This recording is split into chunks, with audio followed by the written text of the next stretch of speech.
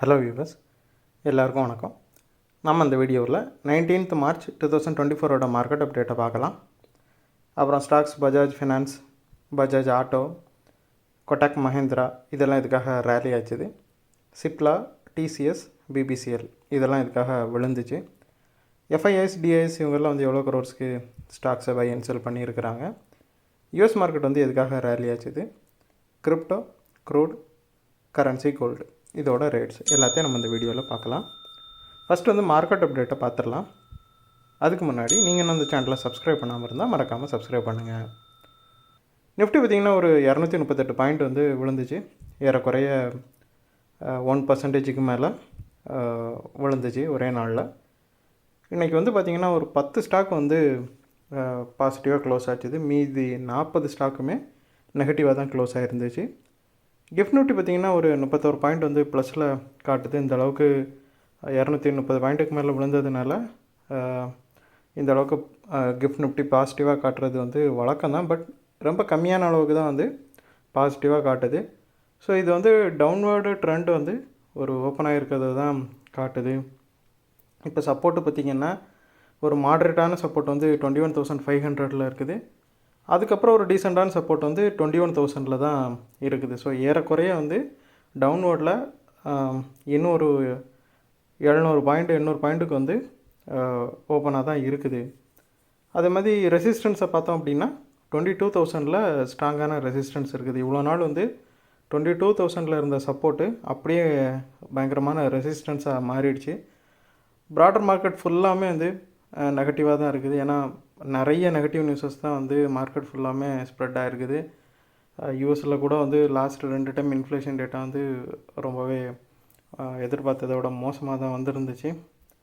So இந்தியாவிலையும் பார்த்திங்கன்னா electoral bond issue அது இதுன்ட்டு நிறையா பிரச்சனைகள் பேங்க்ஸை சுற்றியும் போயிட்டுருக்குது. ஐடி செக்டாருமே வந்து இன்னும் ஒரு ரெக்கவரியை காட்டலை. ஸோ இது எல்லாமே சேர்ந்து மார்க்கெட்டுக்கு வந்து ஒரு ஸ்ட்ரெஸ்ஸை கொடுத்து இப்போ வந்து ஒரு பேனிக்கை கொடுத்து மார்க்கெட் வந்து பயங்கரமாக விழுந்துட்டுருக்குது.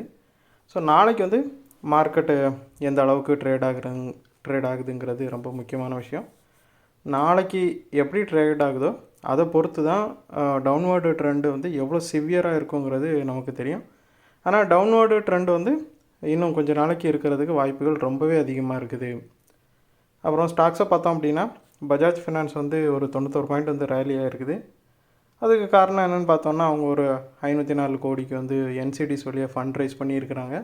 அதோட இம்பேக்ட்னால அது கொஞ்சமாக ரேலியாக இருக்குது. அப்புறம் பஜாஜ் ஆட்டோ பார்த்திங்கன்னா லாஸ்ட்டு 10 மந்த்ஸில் எலக்ட்ரிக் த்ரீ வீலர்ஸ் வந்து ஒரு 8,600 யூனிட் வந்து விற்றுருக்குறாங்க.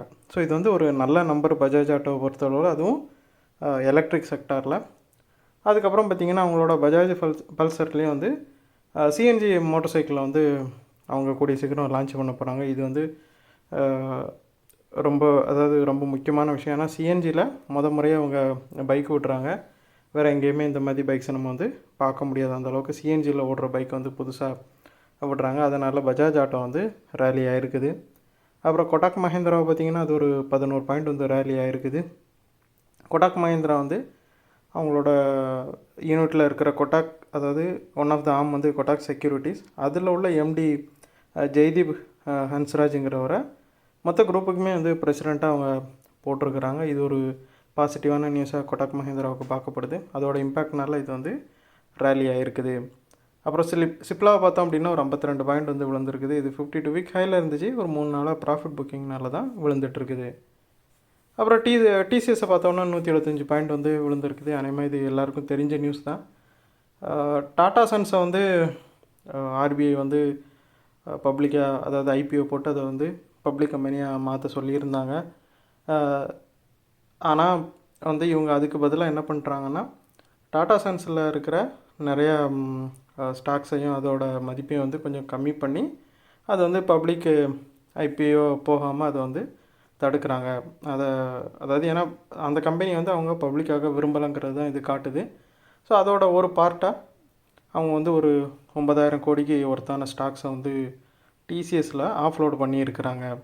ஸோ இதுக்கு அவங்க ரீசன் வந்து ஆர்பிஐயோட அந்த ப்ரெஷர் தான் காரணம்னு சொல்லலை. பட் அதுக்கு பதிலாக என்ன சொல்லியிருக்காங்கன்னா டாடா சன்ஸில் இருக்கிற கடனை வந்து நாங்கள் கம்மி பண்ணுறதுக்காக இந்த அளவுக்கு ஸ்டாக்ஸை விற்கிறோம் அப்படிங்கிற மாதிரி சொல்லியிருக்கிறாங்க. ஏன்னா இந்த அளவுக்கு அவங்க ஸ்டாக்ஸை விற்க விற்க டாடா சன்ஸோட மதிப்பு வந்து கம்மியாகும். ஸோ அப்படி அதோட மதிப்பு கம்மியாகிறப்போ அது வந்து ஐபிஓ போக வேண்டாம் அப்படிங்கிற ஒரு நிலைக்கு தள்ளப்படும். ஸோ அதனால் அதை எய்ம் பண்ணி தான் வந்து டாடா சன்ஸ் வந்து இதை பண்ணிகிட்ருக்குறாங்க. அதனால் அவங்க டிசிஎஸில் உள்ள ஸ்டாக்ஸை விற்றாங்க. அதனால் டிசிஎஸ் விழுந்திருக்குது. அப்புறம் பிபிசியில் பார்த்திங்கன்னா ஒரு 24 பாயிண்ட் வந்து விழுந்திருக்குது. இது நான் ஆல்ரெடி சொன்ன மாதிரி கவர்மெண்ட் வந்து பெட்ரோல்லையும் டீசல்லையும் ஒரு 2 ரூபாய் வந்து கம்மி பண்ணியிருக்கிறாங்க. அதோட ஒரு இம்பேக்ட் வந்து ஓஎம்சிஸ் எல்லாத்தையும் வந்து பாதிக்குது. அப்புறம் எஃப்ஐஎஸை பார்த்தோம் அப்படின்னா அவங்க வந்து நேற்று செல் பண்ணியிருந்தாங்க, இன்றைக்கி பை பண்ணியிருக்காங்க. ஒரு 1421 கோடிக்கு வந்து பை பண்ணியிருக்கிறாங்க. டிஏஎஸ் வந்து 2வது கண்டினியூஸ் டேவாக பை பண்ணுறாங்க. அவங்க ஒரு 7449 கோடிக்கு பை பண்ணியிருக்கிறாங்க. எஃப்ஐஎஸும் டிஎஸும் சேர்ந்து பார்க்க போனால் ஒரு 8800 கோடிக்கு பை பண்ணியிருந்தாலும் மார்க்கெட் வந்து பெருசாக மூவ் ஆகலை. அதுக்கு முக்கியமான ரீசன் வந்து அந்த டிசிஎஸில் நடந்த செல் ஆஃப் தான். டிசிஎஸில் வந்து டாடா சன்ஸு நிறையா ஸ்டாக்ஸை வந்து விற்றாங்கல்ல, அதோட இம்பேக்ட் தான் வந்து எஃப்ஐஎஸ் வந்து இந்த அளவுக்கு. ஏன்னா அவங்க விற்றதை எஃப்ஐஎஸ் இல்லைன்னா டிஐஎஸ் தான் கண்டிப்பாக வாங்கியிருக்கணும் பிளாக் டீலில். அதனால் இவங்க அதை வாங்கியிருப்பாங்க. ஸோ அது வந்து மார்க்கெட்டில் பெரிய இம்பேக்டை காட்டலை. அப்புறம் யுஎஸ் மார்க்கெட்டை பார்த்தோம் அப்படின்னா டவ் வந்து ஒரு 266 பாயிண்ட் ரேலி ஆகி ட்ரேட் ஆகிட்டு இருக்குது. S&P 500 வந்து ஒரு 27 பாயிண்ட்டும், நாஸ்டாக் வந்து ஒரு 42 பாயிண்ட்டும் பாசிட்டிவில் ட்ரேட் ஆகி பாசிட்டிவில் ரேலி ஆகி ட்ரேட் ஆகிட்டு இருக்குது. ஸோ யுஎஸ் மார்க்கெட் வந்து இந்த அளவுக்கு ரேலியாக கொடுத்ததுக்கு முக்கியமான காரணம் ஃபெட் மீட்டிங் வந்து வரப்போகுது நாளைக்கு. அது மட்டும் இல்லாமல் பேங்க் ஆஃப் ஜப்பான் வந்து ஒரு பெரிய அனௌன்ஸ்மெண்ட்டை பண்ணியிருக்கிறாங்க. அதாவது அவங்களோட ரேட் ஹைக்கை வந்து இன்க்ரீஸ் பண்ணியிருக்கிறாங்க. ரொம்ப நாளாக அவங்க வந்து ரேட் ஹைக்கை இன்க்ரீஸ் பண்ணாமல் இருந்தாங்க. ஸோ எக்கனாமியை கருத்தில் கொண்டு அவங்க வந்து இந்த அளவுக்கு ரேட் ஹைக்கை இன்க்ரீஸ் பண்ணியிருக்காங்க. இது பல வருஷங்களாக அவங்க பண்ணாததை இப்போ பண்ணியிருக்கிறாங்க. இது வந்து அவங்களோட எக்கனாமிக்கு ஒரு நல்ல விஷயமாக தான் பார்க்கப்படுது. இது குளோபல் எக்கனாமிக்கும் ஒரு பாசிட்டிவ்னஸை கொடுத்ததுனால யூஎஸ் மார்க்கெட் வந்து இந்த அளவுக்கு ரேலி ஆகிருக்குது. அதுக்கப்புறம் கிரிப்டோவை பார்த்திங்கன்னா ஒரு 2704 பாயிண்ட் வந்து விழுந்திருக்குது. 4% ஏறக்குறைய சரிஞ்சு 64,890 இருக்குது பிட்காயின்னு. கிரிப்டோ வந்து அதாவது பிட்காயின் வந்து ஸ்டில் வந்து ப்ராஃபிட் புக்கிங் மோட்டில் தான் இருக்குது. மிகப்பெரிய அளவுக்கு வந்து லிக்விடைசேஷன் வந்து நடந்துகிட்ருக்குது. லிக்விடைசேஷன் வந்து கூடிக்கிட்டே தான் இருக்குது. அது ஆல் டைம் ஹையில் இருந்துச்சுல, அதுக்கப்புறம் அப்போது விற்ற அளவை விட இப்போ வந்து லிக்விடைசேஷன் வந்து அதிகமாகிட்டே இருக்குது. இது எதை காட்டுதுன்னா இனிமேல் வந்து பிட்காயினில் செல் ஆஃப் இருக்கிறதுக்கான வாய்ப்புகள் வந்து நிறையவே இருக்குது அப்படிங்கிறது தான் இது காட்டுது. அது மட்டும் இல்லாமல் இன்ஃப்ளேஷன் டேட்டா ஒழுங்காக வரல, அதோட இம்பேக்ட் வந்து பிட்காயினில் தெரியுது. அப்புறம் க்ரூடு பார்த்தோம் அப்படின்னா அது ஸ்டில் வந்து ரேலி ஆகிட்டே தான் இருக்குது. 87.31 இருக்குது. 0.42 வந்து இன்க்ரீஸ் ஆகிருக்குது. இதுக்கு ரீசன் வந்து சைனாவில் வந்து இண்டஸ்ட்ரியல் ரிலேட்டட் டேட்டா வந்துச்சு. அது வந்து ரொம்பவே பாசிட்டிவாக இருந்துச்சு. அதனால் அங்கே டிமாண்ட் அதிகரிக்கிறதுக்கான வாய்ப்புகள் இருக்குதுன்னு ஒட்டுமொத்த மார்க்கெட்டுமே நம்புது. அவங்க வந்து க்ரூட் அதிகமான அளவுக்கு இம்போர்ட் பண்ணுறதுக்கு வாய்ப்புகள் நிறையவே இருக்குது.